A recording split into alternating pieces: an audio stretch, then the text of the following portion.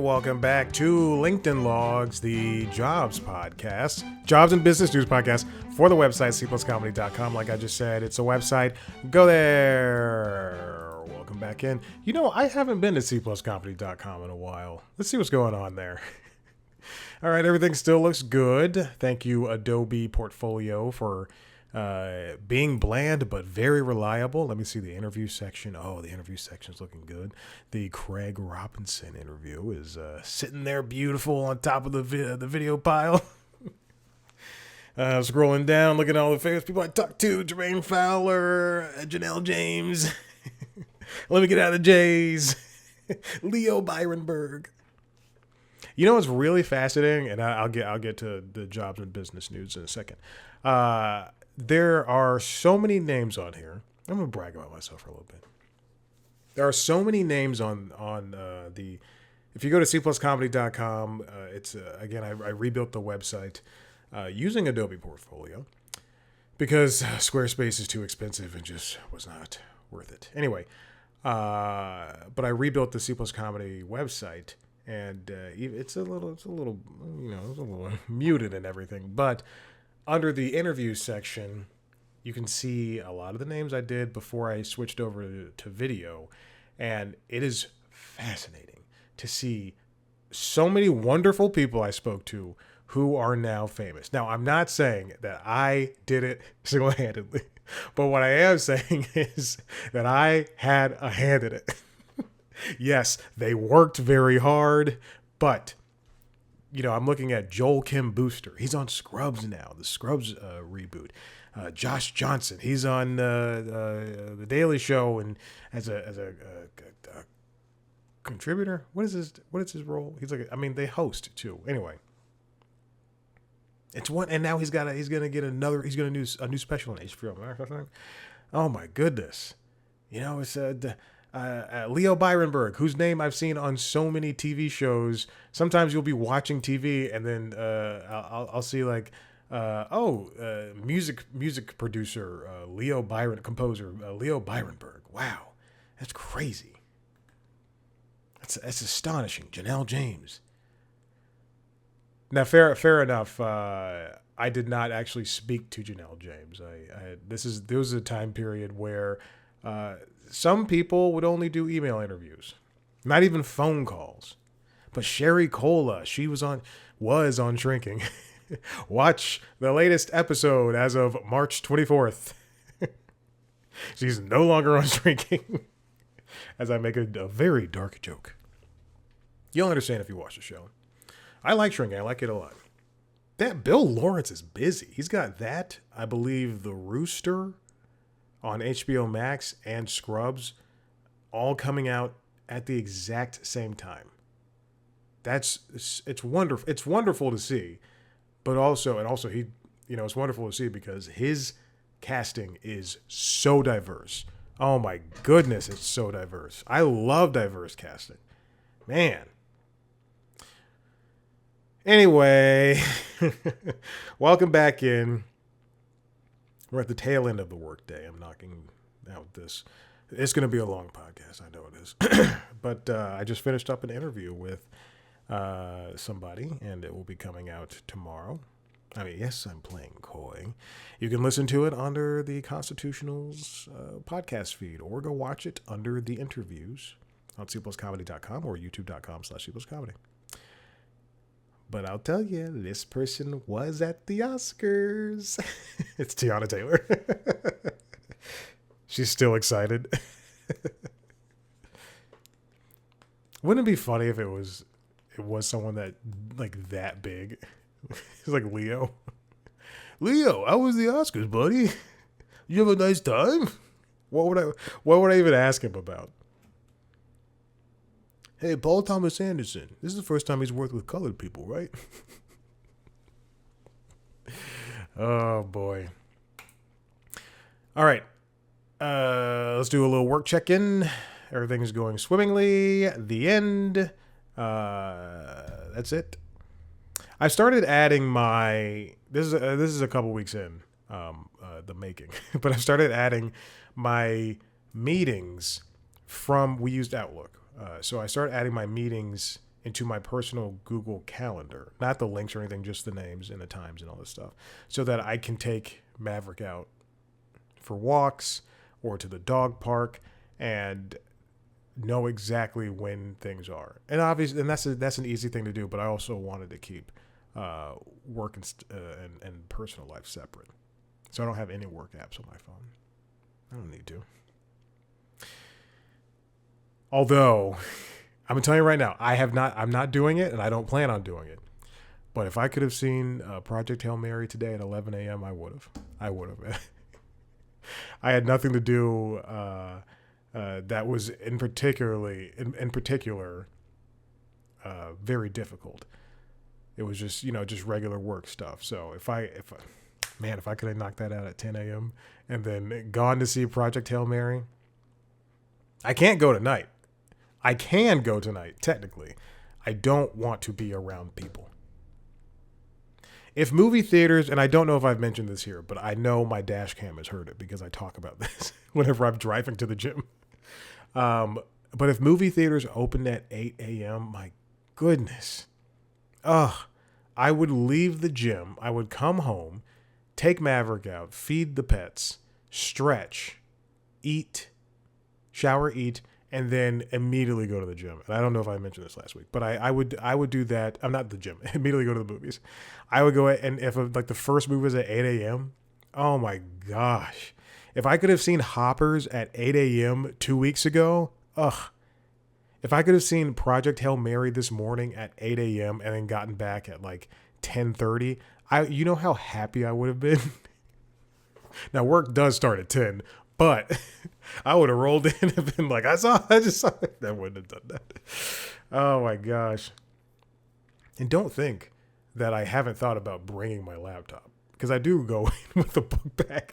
I'm not going to do that. That's disrespectful to the job. They pay me too much money to be messing around with that. So I'll just be here and watch Captain Phillips on television.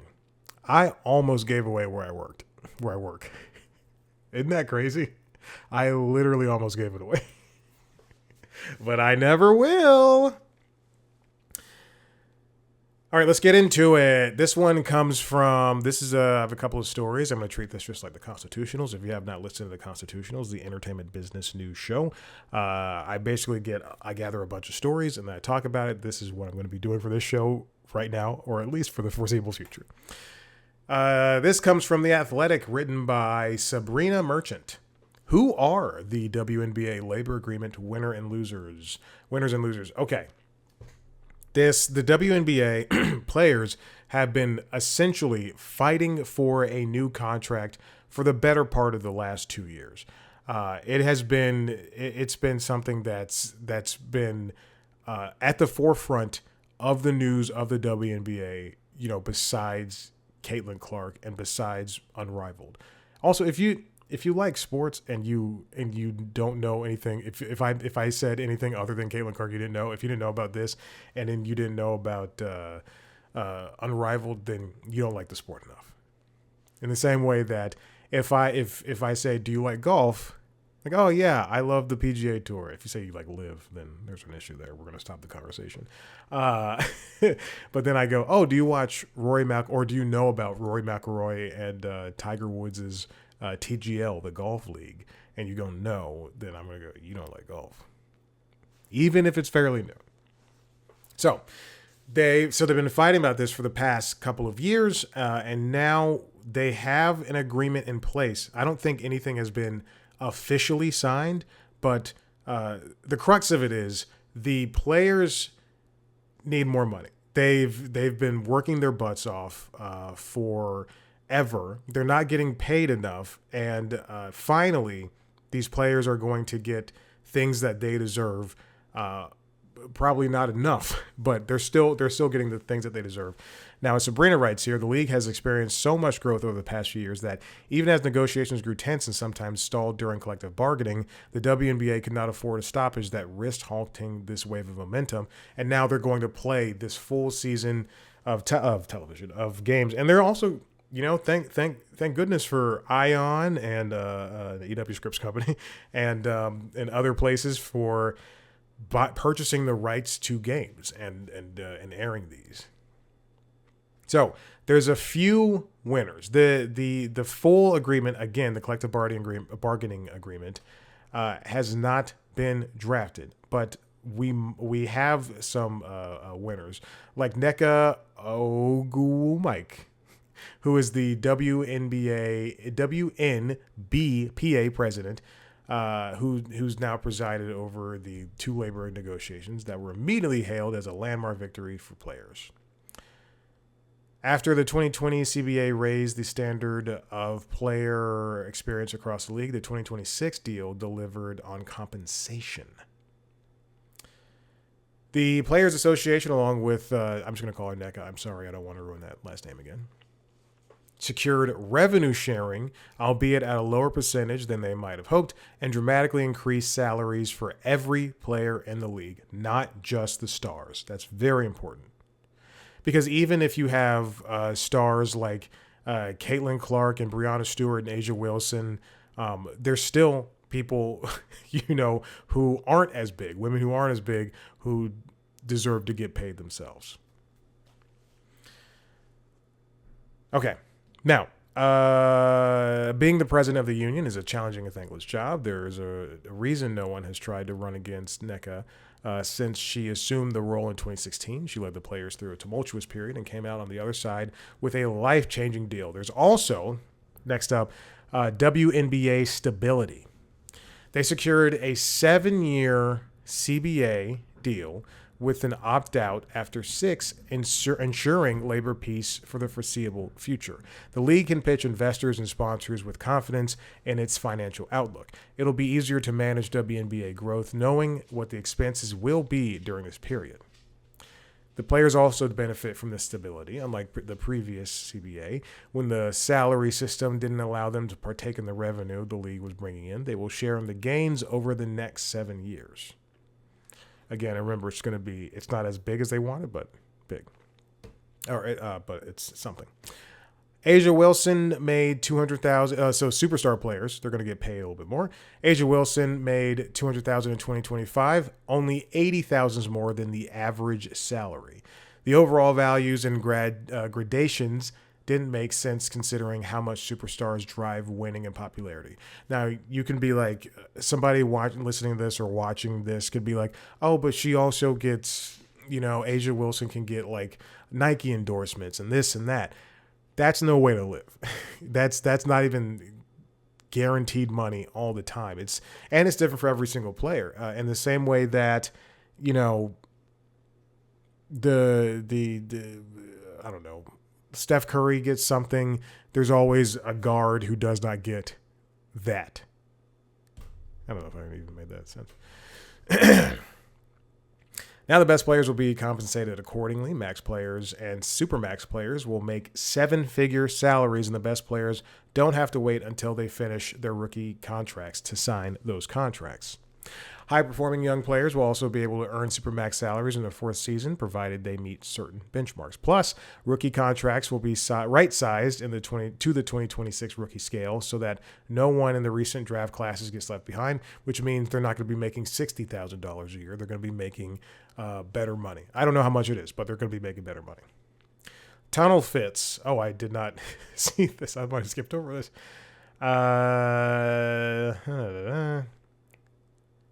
Okay.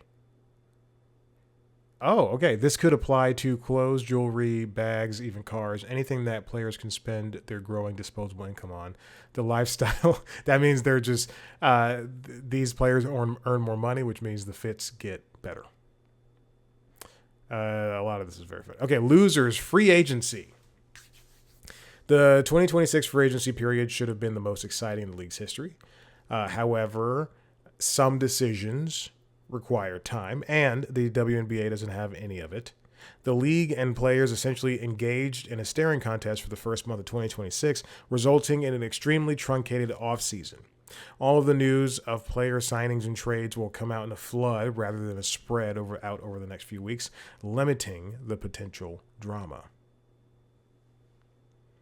Toronto and Portland front offices are also losers. Okay. And non-billionaire ownership groups. Yeah, there's probably a decent amount of those. And off-season leagues, yes, that's right. The launch of Unrivaled and Athletes Unlimited, that's the other one I was thinking about, has already reduced the number of players who choose to compete overseas during the WNBA offseason, which is a good way to supplement your money.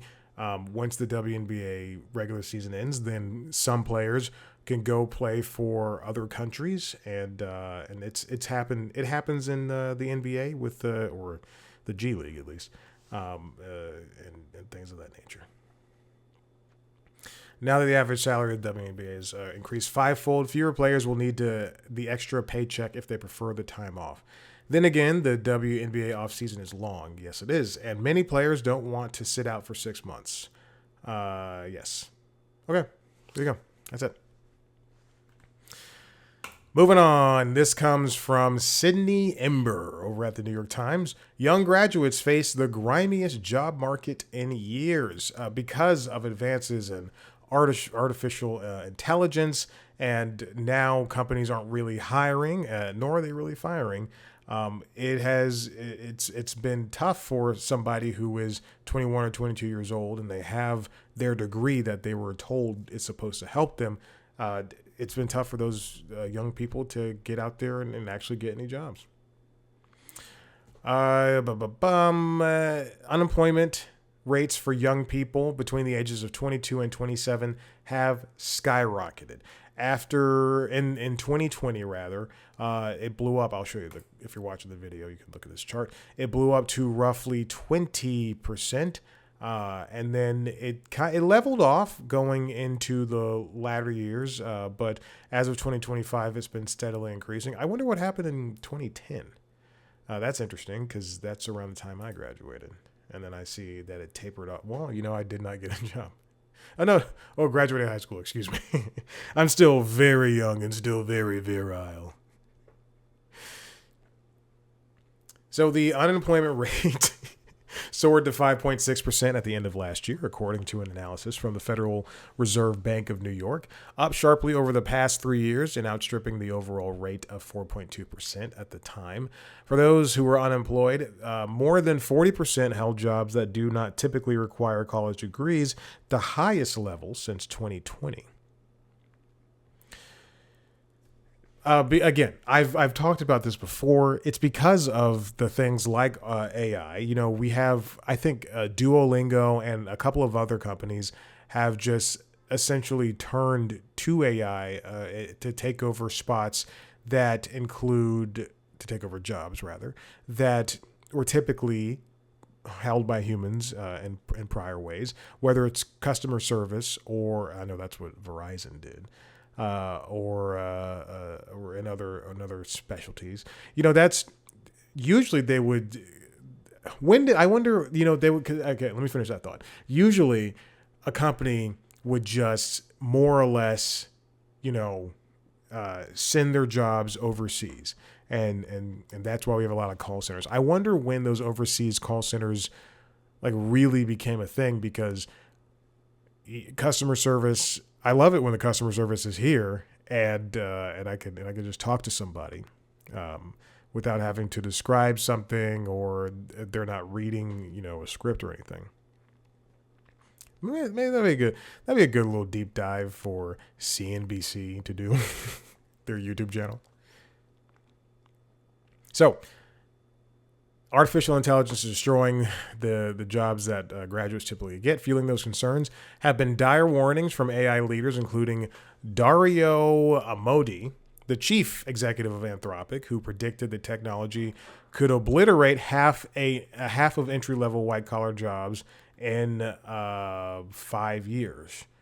Now, our dear writer Sydney Ember links to a study from November 2025 called Canaries in a Coal Mine, 6 Facts About the Recent Employment Effects of Artificial Intelligence. And it's a 65-page study that covers how early career workers, ages 22 to 25, in AI-exposed occupations, I'm reading the abstract, experience 16% relative employment declines, controlling for firm-level shocks, while employment for experienced workers remained stable. There's also been a lot of, as I mentioned previously, low hire, low fire dynamics in the labor market. You don't want to, some companies aren't hiring, and some of them aren't letting go of people because then you have to train people, and that's a whole different thing. Job openings have been trending down and are below pre-pandemic levels, even as layoffs have remained low. I was talking to somebody at the dog park, and he was talking about how he is stagnated at his current job. And he was like, I'm thinking about quitting and trying to find another one. And as soon as I know him, but we don't know each other very well, and I just wanted to be like, don't do it, don't quit. I'm telling you right now, because it's rough out there. It's rough to just be able to move laterally. It's increasingly difficult, and I don't understand how, when I was on LinkedIn, how people would be like, I don't have a job, and then like a week later, like, I have a job, or how people just move on. Rahel Solomon's leaving CNN, and I'm wondering where the hell she's going.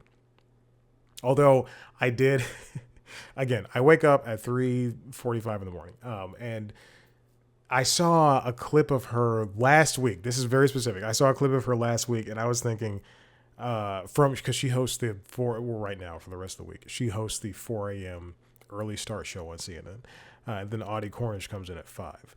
And I was wondering, like, I looked at the video, and Rahel Solomon is a very beautiful woman. And I looked at that video, and I'm like, oh, she's looking tired. Why do they relegate her to this 4 a.m. show? And then this week, I guess I brought it out of the ether. I allowed her to move on to a different place. She's leaving CNN, so we have no idea where she's going. But she was excited because I looked at that clip of her announcing that she's leaving. I was like, yeah, look at that face. She's bright compared to the clip from last week where she was, again, she's a beautiful woman, but she was tired, and I could tell. So they chronicle a couple of people here, including a 22-year-old recent graduate from Barnard College in New York in December. She has a degree in psychology, so her degree is as useless as mine. And she applied to close to 200 jobs and has gotten 4 interviews in the past 2 months. You know what? I'm going to say this. I'm with her, and I want her to succeed, and I want everybody else to succeed. But it's been 2 months. When I graduated college, the only job that was available to me was working at a factory in UPS. So I just, like, truly, I didn't have anything until I got $10 an hour at WXIA here in Atlanta. And even still, I was driving from Roswell, from the suburbs down here to do that job. So, but I feel these young people. It's getting tougher and tougher to be in a position where you were told the best thing for you to do after you graduate from high school is to go out and pay and do more schooling and pay more money for school, be it and I know there's so many different options, but be it going to a for-profit school or community college, or that's associate's degree, right? And then, or getting a bachelor's degree. It is continued education after you've done roughly 12 straight years of learning is not something that everybody wants to do. But people have aspirations and dreams, or they want to go into the family business or do something, anything. And it was probably easier back in the 70s, 60s, 70s, 80s, 90s, and now. The 80s, 90s, and now. Sometimes on SiriusXM, and yes, I pay for 2 music subscriptions, Sirius and YouTube Music. But sometimes on SiriusXM, I'll go to the app, and they have app-only stations. And there's app-only stations that are like 80s, 90s, and 2000s music. And that's literally... or dad rock. Or and it's just so... It's so funny to me when you have a station. It's like we play Pop Rocks, which is one of their most popular stations. We play popular rock songs. I don't know what it is from the 90s, early 2000s, and now. And I'm just like, and now, yeah, it's all the same time period. It's roughly 30 years. Oh my gosh. But you might hear Maverick barking in his sleep. He's currently sleeping and he's currently barking. But it's just, it was easier back then, and now it's not. It's tough, and there's no right answer for anybody to give. I don't know. People have mentors and everything, but I can't see anybody having the correct answer, because now, someone's just going to say, go make a TikTok and then make it viral and get famous. But that's not a thing. I often think I want people to get regular jobs and to learn and to be a part of the workforce, as opposed to just saying, I want to be famous. I want to go viral. I want to make money, putting out Instagrams or TikToks or YouTubes, because that's just not how it works. And, while I'm going to refrain from saying that those people don't add to society, they definitely don't have attributable skills that can help in the long term. Being an influencer doesn't mean anything. But if you can be an influencer and have a skill, if you can, fix cars, or if you can cook food, then that's something. But the idea that I just want to be famous, that's not going to work. So even if I make fun of somebody who has a psychology degree, because I have a writing degree, even if we have useless degrees, it doesn't mean that they have a useless skill set. Okay. Let's move on to my last set of stories. This comes from The Hollywood Reporter, written by Alex Weprin. New Disney CEO Josh D'Amaro lays out his priorities in his first memo to staff. Last week, Bob Iger officially stepped down for the second and hopefully last time as the head of Disney. And now this silver-haired fox, Josh D'Amaro, comes in leading the company. He wrote in a memo that he wants, quote, storytelling and creative excellence to remain our North Star as the company moves forward in this business that we call show. Iger returned to the company in 2022, rejuvenating the company's studios as his top priority. And now Josh more or less wants to keep that humming. That's why, we have the trailer for Moana, the live action remake, coming out yesterday. I got an email about that and I just went, why does this exist? And I knew it was coming. And then I watched the trailer and I love Moana. I'm not kidding. I think Moana might be my favorite Disney princess and my favorite Disney princess movie. I love Moana. I watched that trailer yesterday and I felt the same things I felt when I saw the original, but it was everything was being repeated. I think the same beats. I think if you put the trailers side by side, you'll see the exact same trailer. I will go see this movie, but it does not need to exist. In the same way that there's a Tangled live action coming. Tangled live action doesn't need to exist. None of these live actions need to exist. Okay. Used thoughtfully, he's talking about these new technologies, i.e. AI. Used thoughtfully, it can empower our storytellers, strengthen our capabilities, and help us create more immersive, interactive, and personal ways to experience Disney. Now, remember, keep in mind, he's coming from the parks department. He was in the same way that Bob Chapek ran Disney parks. Josh also ran Disney parks when Bob Chapek moved over to the CEO thing. Although I do think that I have higher hopes for Josh, mostly because when Bob Chapek was hired, He seemed like a guy that was just going to run Disney as a business, and I think that there's a little bit more nuance to running Disney. And also, we saw who he donated to, so we don't need that. Because we're getting that with Paramount Warner Brothers. And finally, he framed his approach as, quote, one Disney, capital O in that one, in which all of the all the different parts work together while acknowledging the legacy Iger leaves in the current moment in media. Before I comment on that, I'm going to read what he wrote. The transition times are coming faster, blah, blah, blah. When I say times are coming faster, I don't know. None of those words were in that. While that can feel daunting at times as the world is changing faster than ever, it is also exciting. Disney has endured and thrived for generations by meeting change with vision, ambition, integrity, and optimism. Bob Iger has led this company in that spirit, and I'm grateful for his trust, mentorship, and friendship through the years. This hopefully will put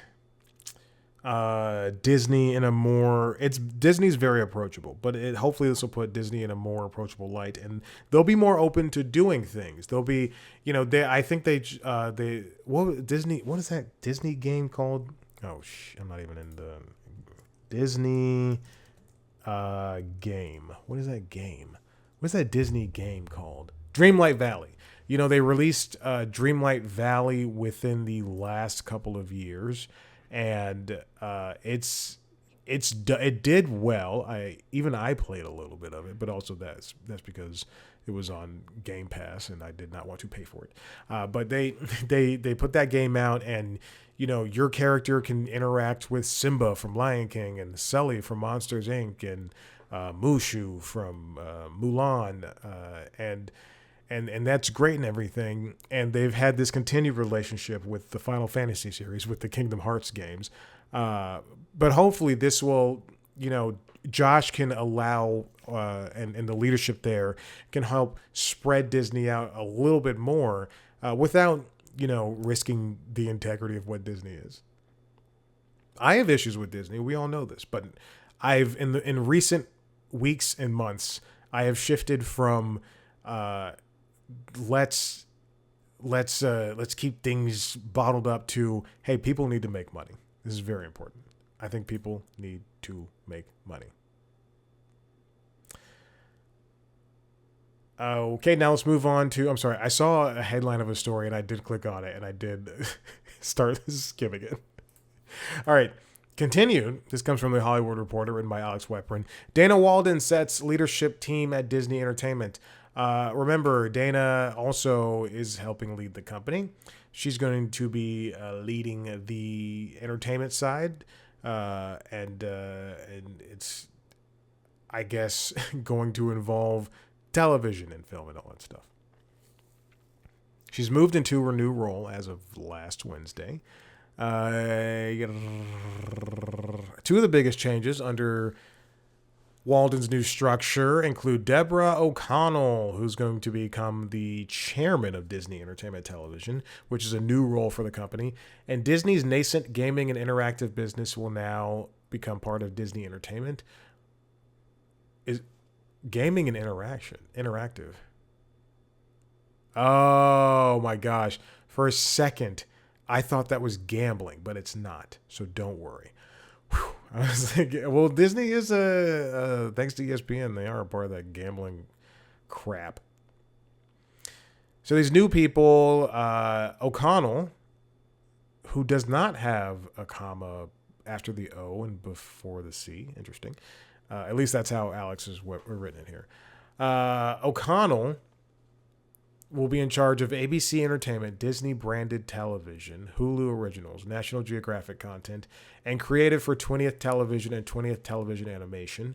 Remember that Disney purchased the 20th studios from Fox Broadcasting, and she's going to continue overseeing ABC News and ABC's local stations. Choctaw, meanwhile, manages the company's gaming and interactive business, including partnerships with game developers and the company's relationship with Epic Games and Fortnite. That's a job in and of itself, managing that Fortnite crap. I say crap because I don't play it.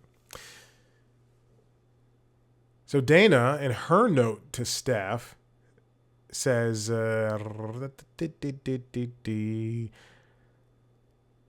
fans today want to engage with Disney's storytelling and characters in a multitude of ways, whether on Disney Plus, in theaters, or through the digital games they love to play. With this unified approach, Disney can deliver the world's most beloved entertainment to fans across the many ways they choose to enjoy it.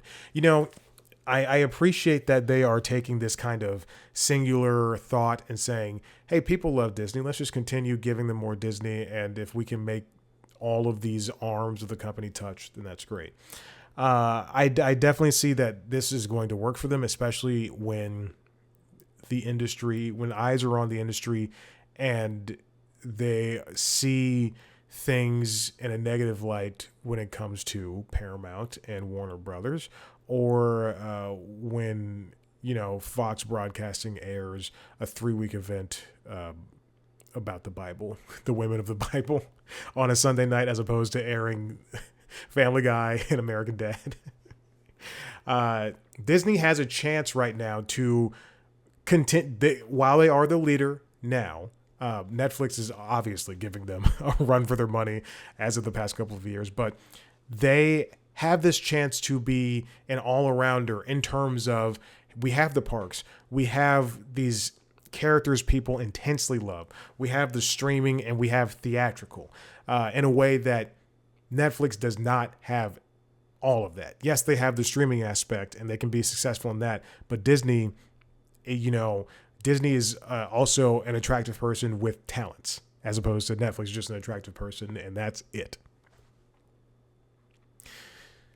Disney will have to, continue to, when Avengers Doomsday comes out, for instance, that movie is going to have to be good and also be something that people want to see again, so they can continue supporting Disney in the same way that, on Disney Plus, they're going to have to continue supporting that in a way that makes sense. And they introduced Verts now on Disney Plus, which is something that I will never click on that app. But people can watch vertical videos and clips of their favorite shows and movies, I guess.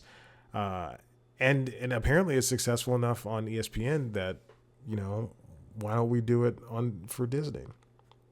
There's really nothing to comment on here. Disney's just, they're going to continue doing this. And I hope that they remember that the fans will call them out when something doesn't work. I just bought, Elio was on sale. I saw Elio in theaters, but Elio was on sale this morning.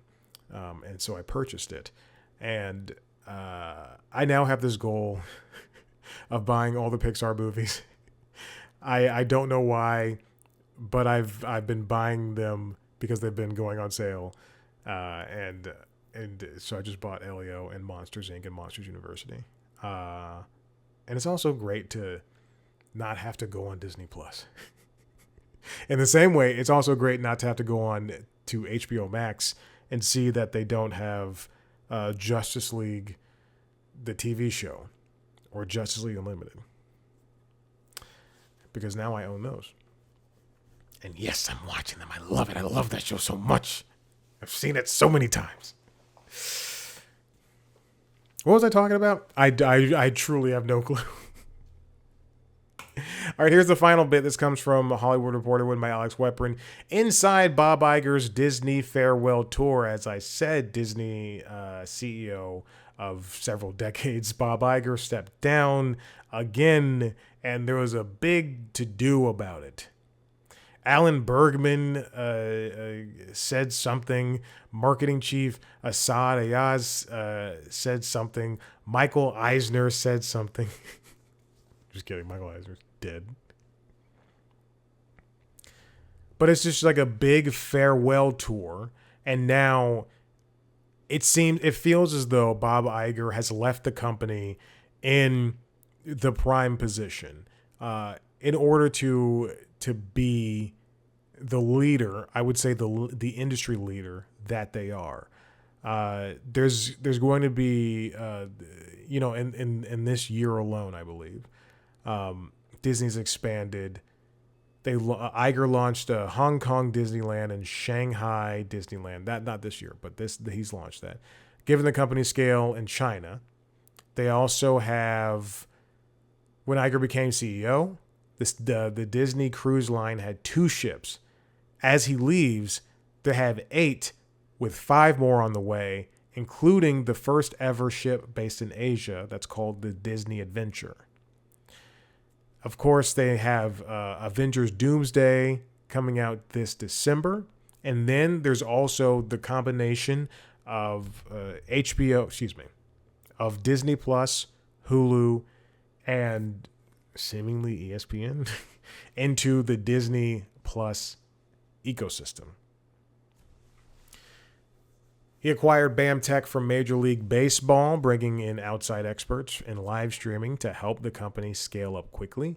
And he inked landmark deals with Epic Games and OpenAI to bring Disney's characters to other platforms, aware that Hollywood's grasp on distribution had effectively faded away. The things that were slights in his or hiccups include the Bob Chapek situation, where he left before the pandemic. Then the pandemic hit, and there were so many issues, including just releasing movies on Disney Plus, and then people like Scarlett Johansson weren't really paid for their work because of the pandemic. Then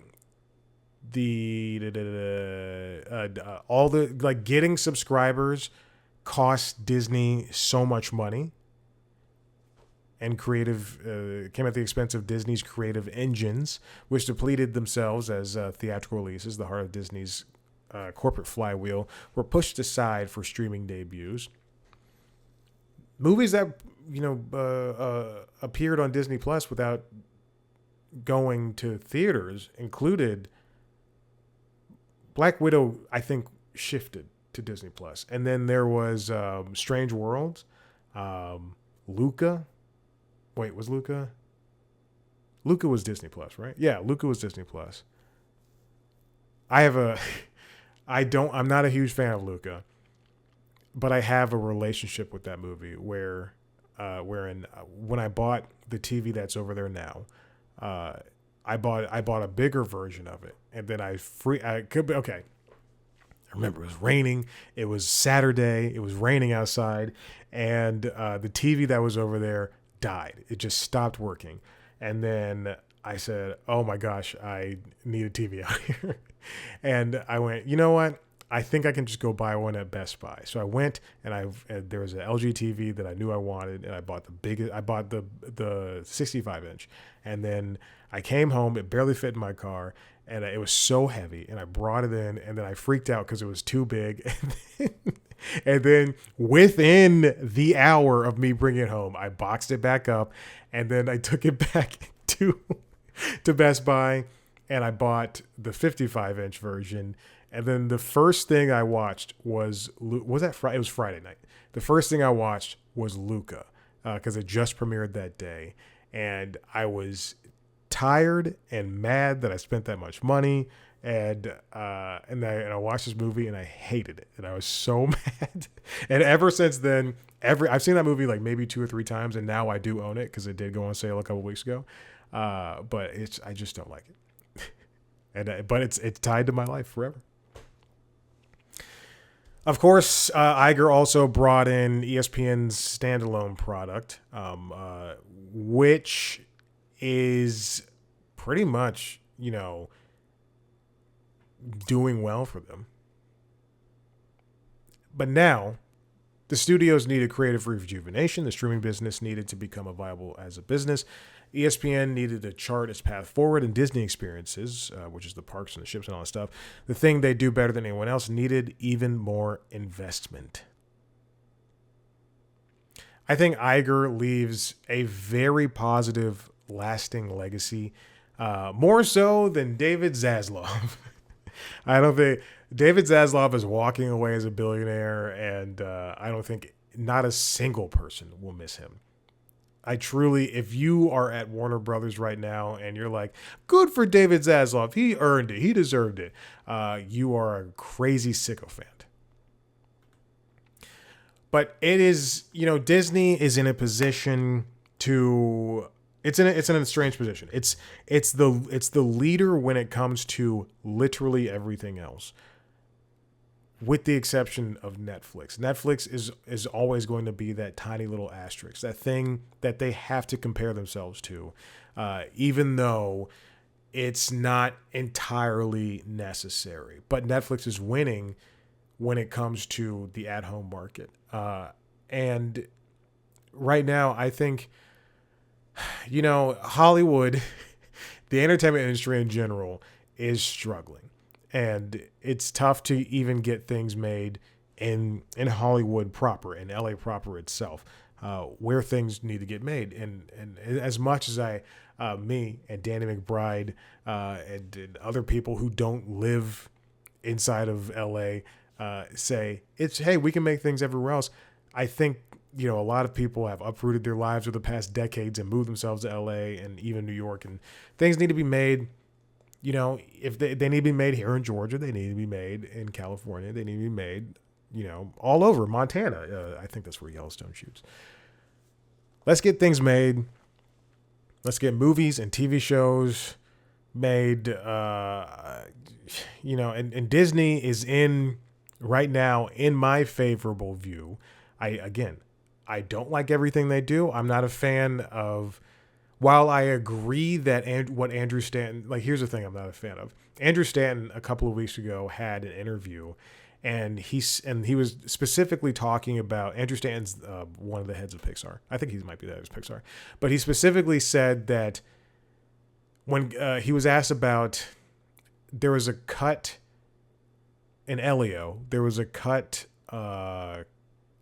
sequence or character where it would involve Elio being having a crush on another boy, and he said, we're not making therapy, we're making movies. And to some extent, I do agree with him. Yes, it doesn't have to be whatever. It's something in a movie, especially a movie that's geared towards children, doesn't have to be overt with its messaging. However, I do think that there are things that are so commonplace in life, as like a little boy having a crush on another little boy, or a little girl, or a non-binary, whatever, float your friggin' boats, that you can do things like that, or address, women's rights in a movie or a TV show, and it be just fine. Now, when you essentially are turning to the camera, you're pulling an Abbott Elementary and you're explaining something to the audience, that's when it becomes more difficult and more unbelievable. But I think Disney is in a position, they understand that racists love watching the Marvel movies. Racists love Star Wars. That's why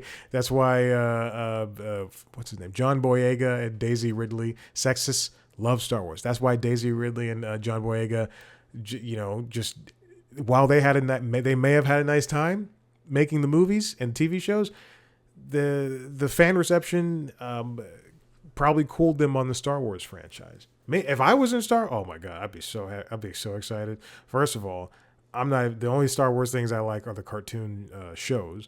And then the what's the game I beat? Jedi Survivor. Oh yeah, that was great. So I would love it. Go ahead, talk your shit to me. Let's do it. But they understand that racists and sexists love their stuff, and so they never really take a stance. But now, I think it's time for a Netflix and for a Disney to come out and say, hey, maybe this isn't maybe it's not cool for you to make Netflix anti-trans jokes.